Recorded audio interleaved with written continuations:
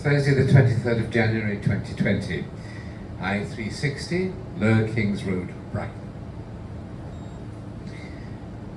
I've been watching over the city for centuries, gliding over its pebbly beaches, looking down from its rooftops. And whilst the old place has witnessed many changes over the years, the view I see today is much the same as it ever was. Yes, the huge iron skeleton marooned in the waves ahead is relatively new, and the three armed beasts on the horizon. But the sea in between and the sky above are almost exactly as they were when the people who gave this stretch of land its name stepped ashore here over 1,000 years ago.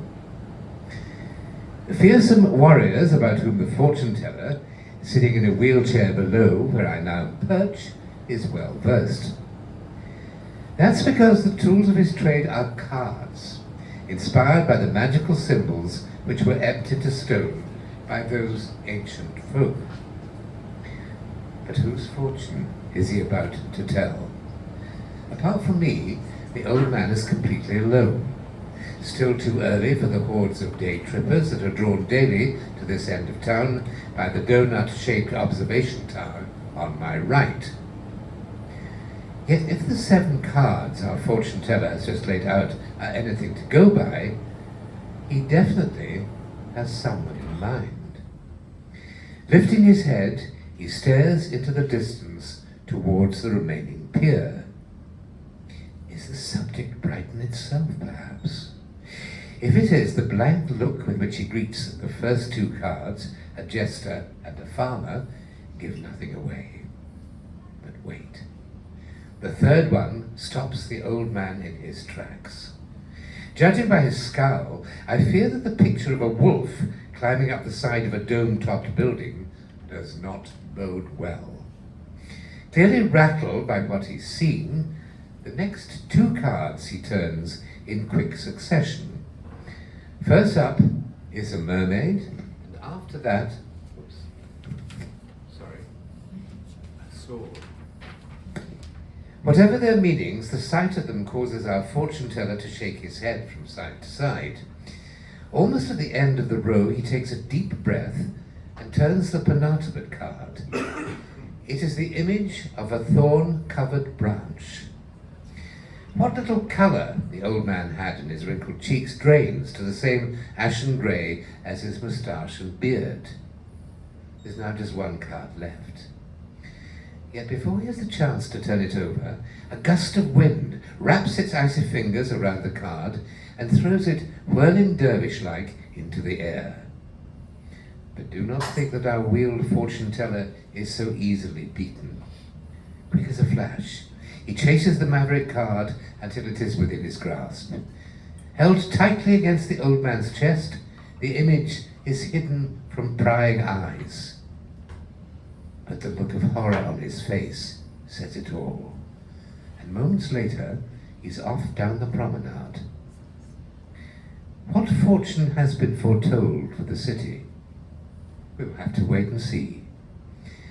Certainly it seems that the Brightonians who call it home are about to experience a testing new challenge. But to reveal why our mystic is so concerned about the reading, I must first fly you to a place far, far away from here. The past. And to this wonderful city by the sea, almost 4 decades earlier.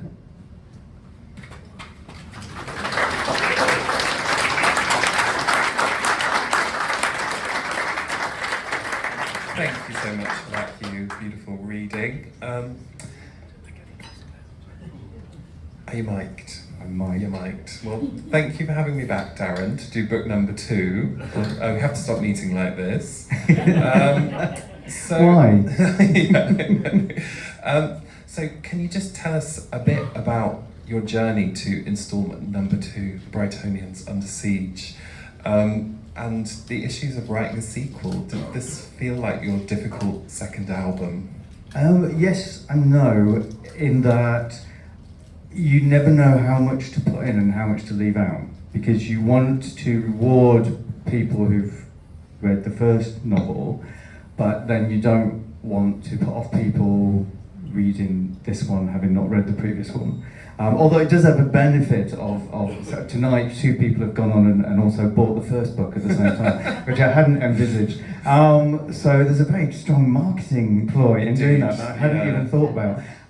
But no, it was that was the real challenge, and in actual fact, I finished the first draft over 2 years ago, but I gave it to beta readers, and all of whom had read the first one, and I think a lot of them were saying that I needed to explain more because I'd actually been very I'd edited far too much out. In fact, I think one of my beta readers' comments was, and this will make sense for people who know the first book, of which a lot of you do. They said that Izzy comes across as just really like batshit crazy, because we don't know why she hates Cameron so much, and I sort of like. And actually, yes, no. So I went back and I explained their history of being competitors, warring factions. Yeah.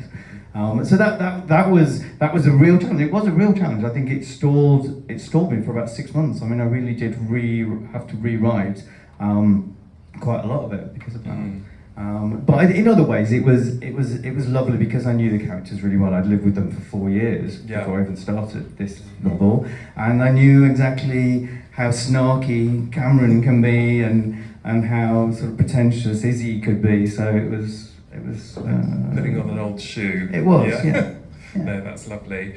And so, from Hugh's reading, you can tell this book is very, very concerned with prophecies and with fortune telling. And why did this feel important to you at the moment? Like, what drew you to this kind of subject matter, this area? And did you indeed receive a prophecy to write about prophecies? That is. I had a sign. Yeah. Yes, I saw Anthony walking down the street one day. Yes, Anthony's the very handsome man on the front cover who's stood over there. No, I knew that I wanted a theme to do with fortune telling, and I knew that. In 2019, which is when I first started writing the sequel, and because it's so quintessentially Brighton, and I think you want things that are, if you're writing about a city, you want things that are very specific to that city, and I think that fortune telling in Brighton has a long history. It goes back to Gypsy Lee, who told fortunes for Edward VII, and she was based in Brighton. And my most favourite one is Madam Binney. I've talked about. If you get 5 minutes when you go home, look on Pathé News, Clairvoyant Palace Pier, and it's so bonkers. There's this woman in the 1950s called Madam Binney who used to tell, she was a palmist, but while she was reading palms, she was also fishing. So she would have a little bell in her cabin, and she'd be in the middle of a palm reading, and a bell would go, and she'd get up, and she'd go and see if she'd caught a fish. And people would think that it was some sort of message from the other world, and no, she'd caught a carp. I don't know. You can tell I'm a homosexual. I don't know nothing about fishing. Fish. There's some fish that's swimming around. So yeah, there was a long history of fortune telling in Brighton, and I thought it would be a great thing for my warring socialites to a new fad. And they'd all get into it, and they'd become who could have the best fortune telling parties, and that's really where it came from. I mean, I can go on about this. No, I know, but you kind of went to quite extreme lengths, which is to create your entire own sort of like fortune-telling universe. I did. One of the things I love about writing is the research side, and this took me on a tangent for about 3 months. Basically, I thought fortune-telling. Of course, I'm going to use tarot cards. Everyone uses tarot cards. Oh no. Once I got involved in researching it, there's a lot of politics around tarot cards, a lot of politics around cultural misappropriation, so I thought, I'm not going there. So, in fact, the original character, if you remember, was called Romany Ron. Oh, you do remember that? Yes. Walk in Queen's Park. Yes, and so now he's called Pagan Pete. Because I thought maybe I would delve into my own heritage, and I'm from Yorkshire. You might not tell from my accent, but I am, and so my heritage is probably Viking, or possibly Saxon, or possibly Scottish. And I don't know why I said that's Scottish. You love writing the Scottish dialect. I know it comes up a lot in this book. I do.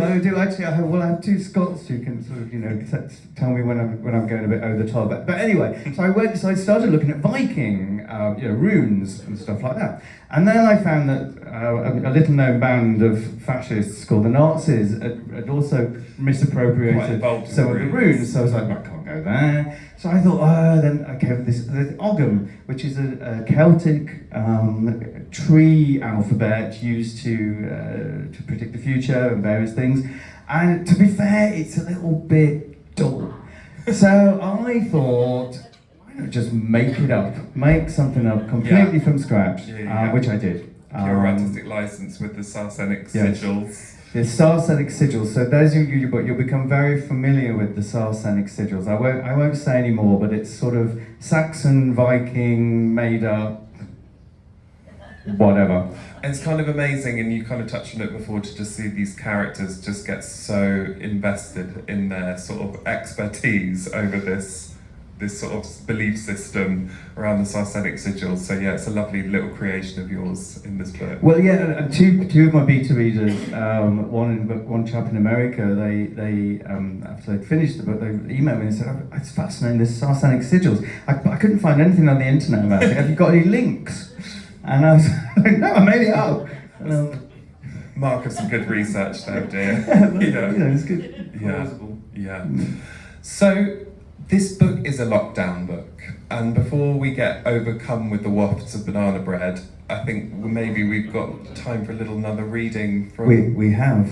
So over to Hugh, who will be playing Izzy this time. Isabel Pitt, if you remember, is known affectionately as Bottomless Pitt because she's tall and she doesn't have a bum. I'm not even going to attempt characterising that. Anyway, chapter 12, Mother's Day, the 22nd of March, 2020. Following the announcement that the coronavirus was now a pandemic, Brighton was preparing to hunker down. Last suppers had been eaten, last orders called. And the day before national lockdown, being Mothering Sunday, one suspected that quite a lot of people in the city would be spending the last few hours of freedom with their extended families. One exception to this was Izzy Pitt, who at around the time when most mothers would have been relaxing on the sofa, surrounded by flowers and chocolates, was setting off to visit a 73-year-old ex-porn star turned drag queen who'd once tripped the light fantastic on the dance floor of a pop-up gay nightclub at a fruit farm in Kent. Yes, thought Izzy to herself, these were indeed strange times. An observation further supported by her reaction to the sound of someone sneezing in the street behind her. Panicked by the noise, Izzy hurriedly unlocked her car and got outside. Once there, she looked furtively in the rear-view mirror to see who the perpetrator of this potential weapon of mass destruction could have been. Noting it was Mrs. Pike from number 173, she tutted loudly and fastened her seatbelt. Ordinarily not a cause for concern in the leafy suburb which hugged the city's main cemetery, but as worries about the pandemic grew, every sneeze, cough, and sniffle was now greeted with the same response as gunfire in a war zone might have been. "Cover your mouth, darling, at least," chastised Izzy from behind the virus-proof windows of her SUV. One more check in the mirror for unidentified explosive devices or old ladies with coughs, and she was on her way. Thank you, Hugh.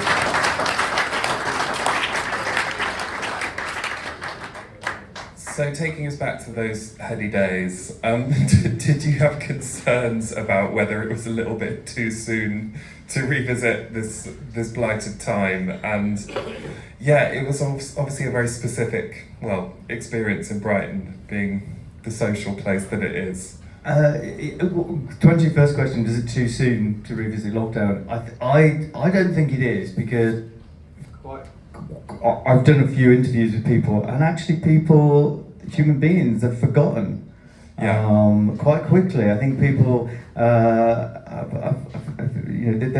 there's enough distance now to forget some of the truly horrific side of it. Because actually in Brighton, particularly those first 12 weeks, which is where this book actually focuses on, was utterly bonkers.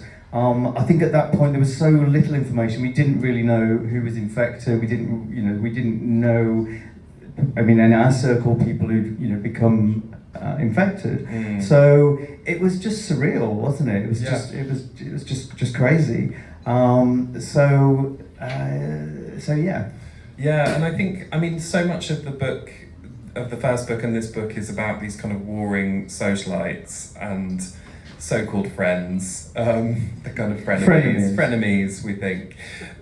Izzy, Cameron being at the head of the factions. And how did you kind of sort of feel that you were going to kind of carry that line through this book when so much of it is told through this period of lockdown where the sort of social activity was so restricted? Well, I'll ask the question to the audience. Who did a Zoom quiz? Oh God! Oh, exactly. Yeah. Shut it down. Shut it down. Who met up with one person to do a dog walk?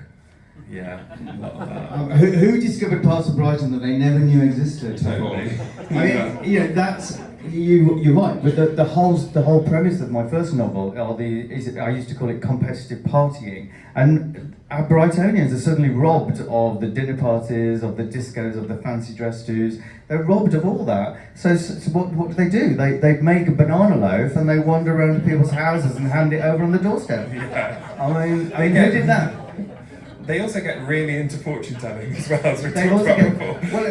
And of course the internet. The internet became the centre of everything. We suddenly the Zoom within days became like a verb, didn't it? Yeah, absolutely. Just bonkers. Yeah, and that's So I was wondering if I had anything more to say on that, but I think how did that sort of research process around sort of Corona and that time like? There's obviously a really sort of serious dimension to it as well. But there's a very serious dimension to it. But I guess the characters are making light of a lot of the time.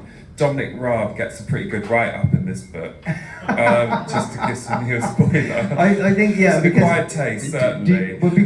I always thought that Dominic Raab was quite attractive. And the boys in the book, they call him Dashing Dom. Dashing Dom. And of course, the book was written a long time before all the recent troubles. Yeah. And I did, at one point, I did remove it. I just removed it because I thought I don't want to, be getting to that sort of hot water. But I thought, actually, no, because at the time there was, we viewed our government at the time, I think in a slightly different way. We all went into a sort of a blitz spirit. Yeah. We were all in it together. That was the phrase that kept coming over again. And you talk about the serious side. What was interesting for me is to forensically go back day by day to those first weeks of lockdown and to hear what our government was saying publicly against what we now know that they were doing was really quite shocking. I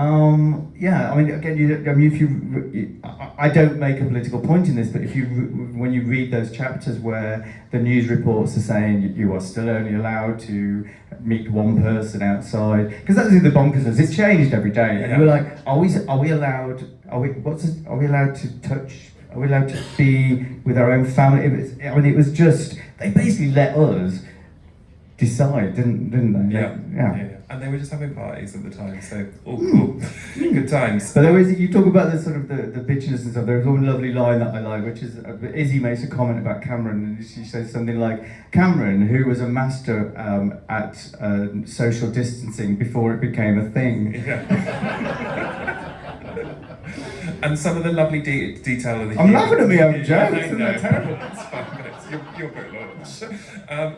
You find a lot of humour in it as well, and there's some lovely moments around this sort of extreme game of Monopoly, that's one of the groups have created, and I think that's a really lovely detail that you kind of pick up through. Oh yes, Hugh was a bit disappointed that I'd cut that from the reading, and basically it was something that we did, myself and my lockdown buddies, Gary and Rory. We had an old game of Monopoly, and we basically created the gay village on the Monopoly. and actually in the book I do the same thing. The actual what we say, forfeit cards, which I call, in the book they're called shade and opulence cards. The ones that me and Rory and Gary wrote were vile, and there's no way they could have ever appeared in a book. But yes, so they basically Cameron and the other two boys, they create the gay village, St James's Street, on a board game, and that amuses them. It's lovely. So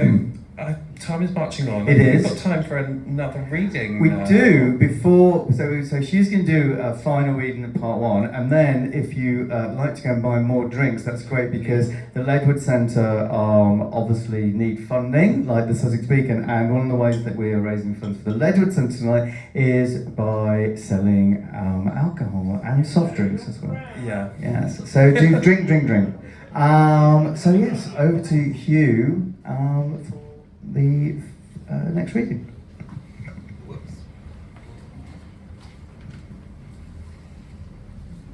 Chapter 17, Wednesday, the 15th of April, 2020. Lockdown to-do list, week 3. Learn how to make banana bread, tick. Get bike from shed, tick. Clear out broom cupboard, tick. Learn how to use sewing machine, tick. Put photos in albums, tick. Pondered Izzy as her pen hovered over the last item on that week's to-do list. Jobs she thought she'd never get around to tackling. Craft she assumed she'd never have time to master. The latest batch of tasks, which thanks to the lockdown had now been successfully ticked off.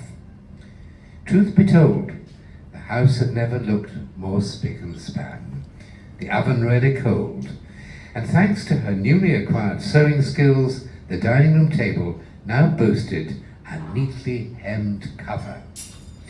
Fortunate really, since breakfast, lunch and supper had become key highlights of the day. No longer rushed, picked at or simply ignored, but focal points at which the family would gather to discuss the zeitgeist. Over sourdough pancakes, they picked over the grim statistics of deaths caused by the virus. While munching sourdough sandwiches, they shared conspiracy theories they'd found on the web. And after gorging on sourdough pizzas, they retired to the lounge to binge on whatever box set they'd chosen to watch that evening. In fact, with so many of their meals containing this miraculous ingredient, it was hard to imagine just how they'd managed to survive without it for so long. Thank you. So let's take a little break.